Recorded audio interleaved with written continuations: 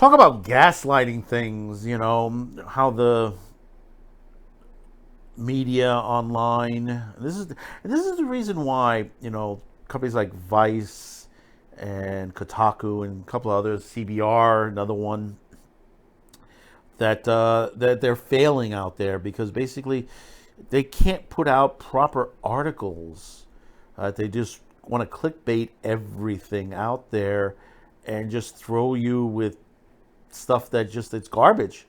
It's pure garbage. I mean, it sounds like they haven't even read the material or watched the particular programming, movie, anime, you name it, they haven't done it. And Chibli, another YouTuber, put a video out talking about this particular manga that's coming out, which I even say I would love to see an anime adaptation because the concept is insane. But you got people out there that are going to criticize it. It's like Redo the Healer. It's like one of the things with Redo the Healer, and people don't say it's a revenge thing. Yeah, there's sex in it. It is brutal. But you got to remember, where does this come from? This comes from a person that was tortured, battered, that basically sexually assaulted. You could put into that perspective that they go back in time to the beginning where all this started, just to get revenge on all the people that did this to them. These people are evil. Now, here's the question. Does the person, because they get revenge, becoming evil themselves, or basically gets the retribution that they truly want? That will be the end of the story. We haven't gotten that in the anime adaptation. But we have another one, which is another revenge type. And you'll be surprised on it so far from what we've seen of it on some of the pages. But before we get into this, don't forget to hit that like, subscribe, share. Thank you for those tuning in. We are on the way to hit 700. That is our goal for up to the end of February. Like I said, we're trying to get to that 1,000 level. BitChute, we're trying to get to 200. We do appreciate this. Thank you for those tuning in and being there for us, and subscribing, liking, and sharing, and commenting. We appreciate it. Thank you. Because they, places like YouTube make it tough for us original content creators to be here. And that's the big thing, is that they rather go with a corporate thing. And I have a video, chastising YouTube for this, that they rather put rules on us, but meanwhile they have R-rated movies which technically would violate their code of conduct as far as that, and should not have ads on there, but yet they run it with ads. But that'll be another video another day for that. So CBR put out an article at the beginning of the year.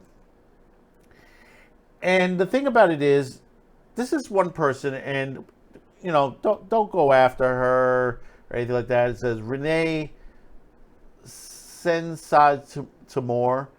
If I pronounced that wrong, I'm sorry, but unfortunately, you have an article out there that is speaking for the anime fans, and you haven't spoken to the true anime fans, have you? And the thing about it is that they put in the anime on there, but it's a manga that's out. So there you got partially the wrong way of putting this article. Anime fans horrified by upcoming Mother's Harem manga. Yeah, that's right. There is a Mother's Harem coming out. An upcoming isekai manga with a retribution plot revolving around mothers shocks and confuses anime fans with the unusual subject matter. What's unusual? Well, let's read a little bit into this. An upcoming isekai puts a controversial twist on the genre standard premise. Initially reported by Anime Senpai, the title of the upcoming manga roughly translates, "Everything was taken away by the hero, so I formed a party with the hero's mother." Based on the isekai light novel series of the same name, the manga has an exiled party member take revenge on the leader and other members by forming his own party with all of their mothers. A Twitter account called at Annie News and Facts spotlight the series with an alternate translation of the title that highlights the fact that the main character purchases these women from a slave market. Many of the responses from the post comments sections express either disbelief, confusion, or outright disgust with the same premise. Now, here is the nature of this manga. And then before we go any further, what has happened is that each of these mothers, their sons or their or the mothers or the husbands have sold them off to slavery. Now remember, this is a fantasy isekai. It's a fantasy world. People don't realize is that when you look at a lot of these fantasy novels and stuff like that, yeah, there is slavery. You can't get around that.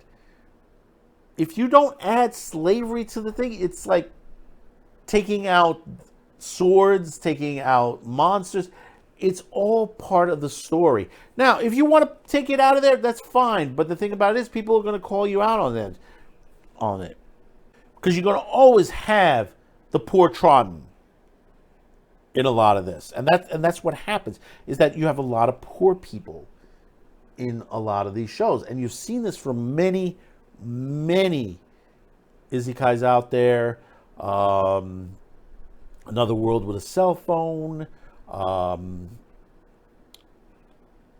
Gate. Let's see, the real that animator was The Realist, creating an empire situation on there, and there's many others. You know, I'm going through a couple of them right now. The last harem anime where the guy keeps going back and buying more on there, which has one of the most insane endings, I think, for an anime in a series that just basically just kept buying and buying and buying more girls. The manga plot begins in similar fashion to many other isekai stories. The main character, living as a 42-year-old man in the real world, dies and is reincarnated as an infant in a sword and sorcery style fantasy realm. When he turns 14, Ceres joins up with a party of heroes led by a man named Zek. After Zek becomes involved with Ceres' girlfriend, he is convinced that the other party members to cast Zek out on the grounds that his magical swordsmanship is useless to the party. Now alone and nowhere to go, Ceres develops a strong desire for revenge and concocts a scheme made possible by bizarre social mechanics of the world. Since the average life expectancy is 50 years old, women above 17 years of age are considered old and often cast aside, favoring young women.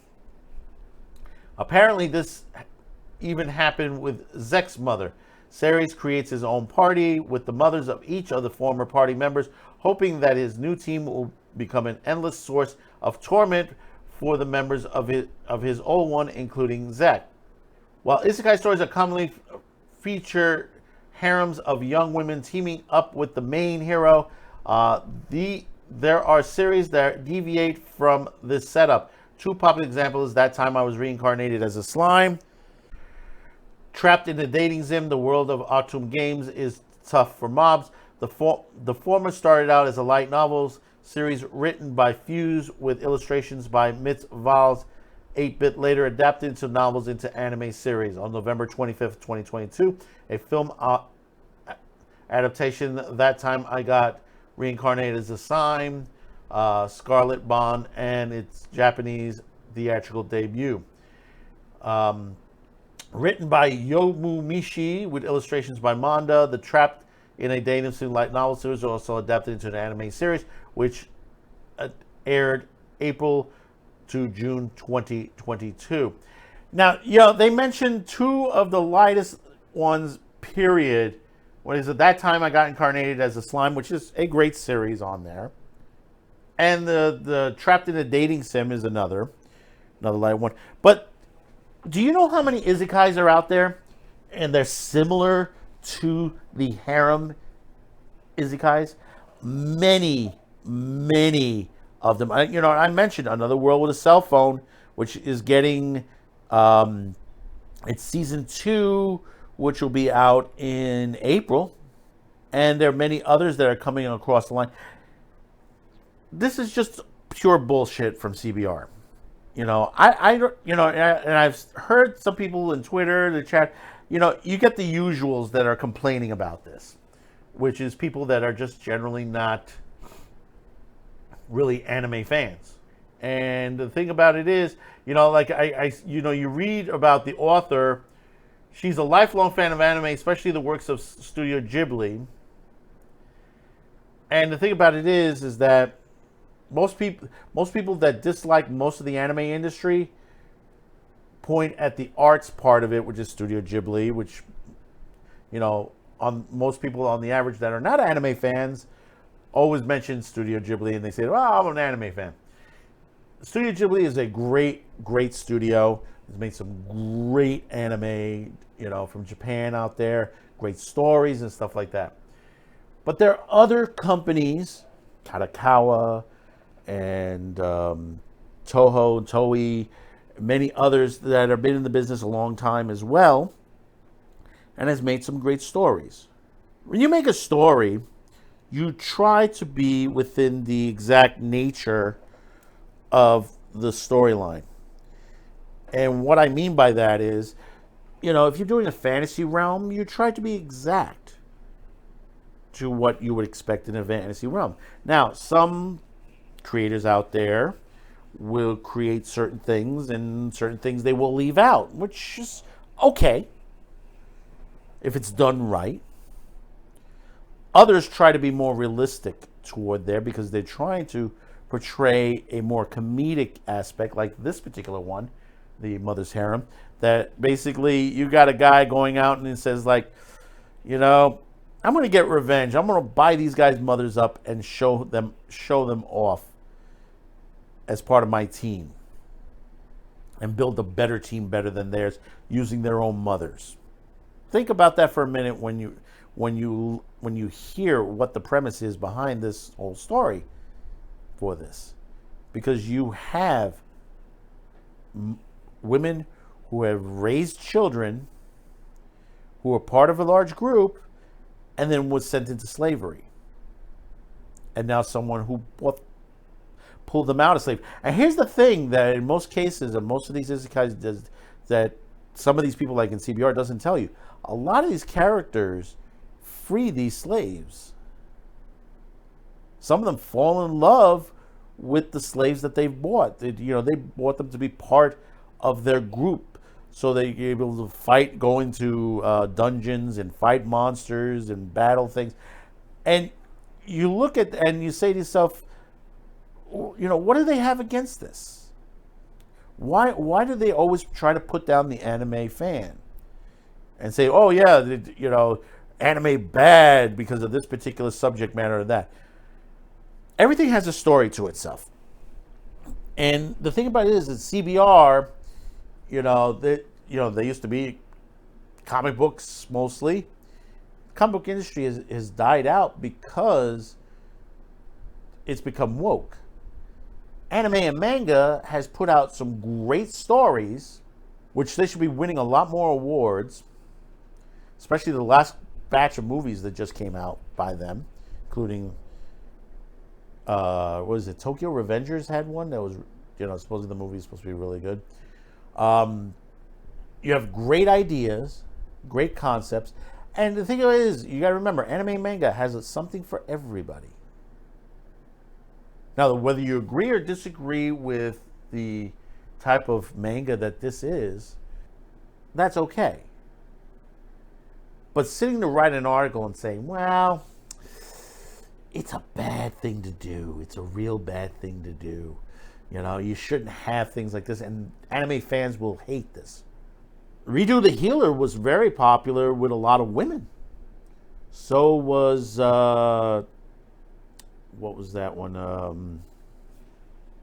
Goblin Slayer, which is getting another season.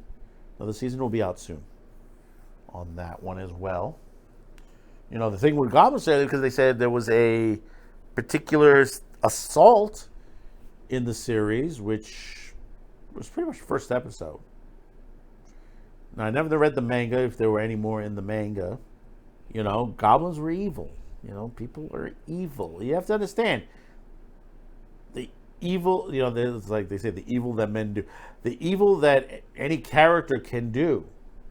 There's that old joke that, the Home Alone kid, versus real thieves on there, he would have been shot. They have that joke on Robot Chicken. He would have been shot. Plain and simple. The guys would have avoided all the traffic and boom. Because the criminals are evil. That's the way it is. And then you have a couple of other animes that have been controversial as well, and turns out not to be. There was slamming Dress Up Darling at one point. There were Demon Slayer. They were slamming at certain points as well. Spy X Family got slammed because of the way Folger was interacting with the child, and they were saying, "Oh, that's being sick. That's being, CP." No, it wasn't. He was treating her like his own daughter, and that's what the feelings he was getting for her. And you go through the series, and suddenly it disappeared. All that controversy disappeared for that. And what was that other one? There was that harem one where it was like in a world where basically that all the men died except for 5 men, and they had to repopulate the whole situation. That whole world harem, I think it was called World Harem, and they were criticizing it heavily. But meanwhile, we had Why the Last Man come out on FX, which bombed utterly. They took a graphic novel, which was one of the great graphic novels.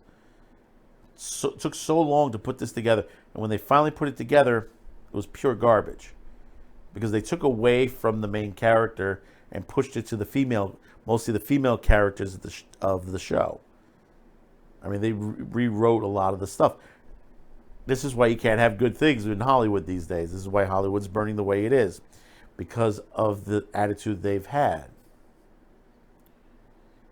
So we hope that Mother's Harem gets a anime adaptation. I would love to see that, because it probably would be funny as hell.